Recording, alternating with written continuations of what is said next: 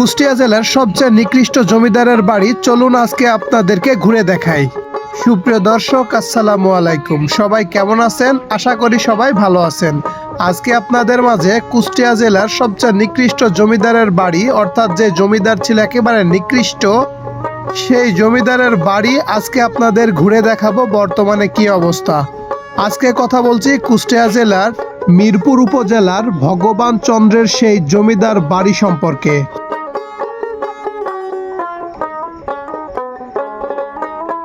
শোনা যায় এক সময় এই জমিদারের বাড়ির সামনে দিয়ে মাথা উঁচু করে চলার সাহস ছিল না কারো।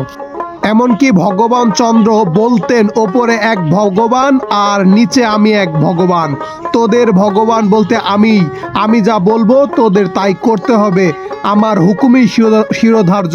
এভাবেই নাকি বলতেন কুষ্টিয়ার প্রতাপশালী জমিদার ভগবান চন্দ্র শাহ। নাউজুবিল্লাহ। এই জমিদারের আজ জমিদার বাড়ির নেই কোনো গর্জন। এত বড় জমিদারের এত বড় বাড়ি, কিন্তু সেখানে জমিদারির কোনো আস্ফলন আজ আর নেই। ভগবান চন্দ্র শাহর জমিদার বাড়িটি কুষ্টিয়ার মিরপুর উপজেলার আমলায় অবস্থিত। বাড়িটি প্রায় 200 বিঘা জমি নিয়ে তৈরি।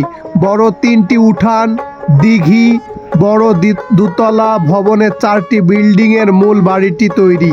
এখান থেকেই জমিদারির কাজ পরিচালনা করতেন ভগবান চন্দ্র। জমিদার ভগবান চন্দ্র শাহ তার জমিদারি কাজ সুষ্ঠুভাবে পরিচালনা করার জন্য তিনি বিভিন্ন এলাকায় মোট 17টি গোলা বাড়ি স্থাপন করেছিলেন। এক এক অঞ্চলের জমির খাজনা আদায় করে তিনি তার এই অঞ্চলের স্থাপিত গোলাবাড়িতে সংরক্ষণ করে রাখতেন এবং পরবর্তী সময়ে চড়া সুদে তা প্রজাদের ধার দিতেন।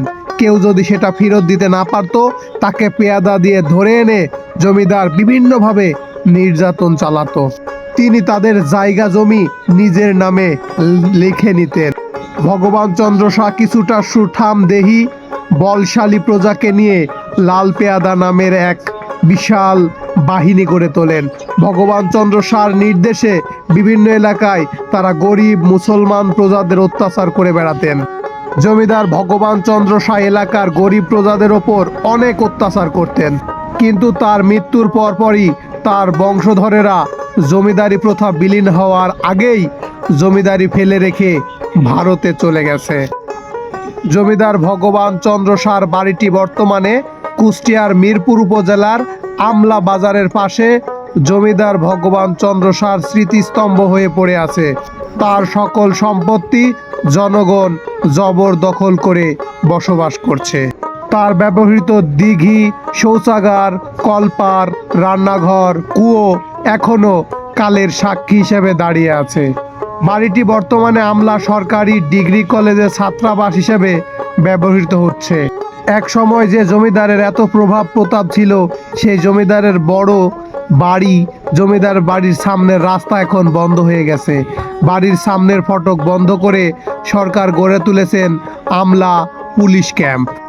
বিভিন্ন এলাকা থেকে দর্শনার্থীরা আসেন জমিদার ভগবান চন্দ্র শাহর জমিদার বাড়ি দেখতে, কিন্তু তার জমির ওপর অবৈধ স্থাপন, দখলদারিত্ব, এভাবে তার বাড়িতে ঢোকার কোনো ব্যবস্থা আর নেই।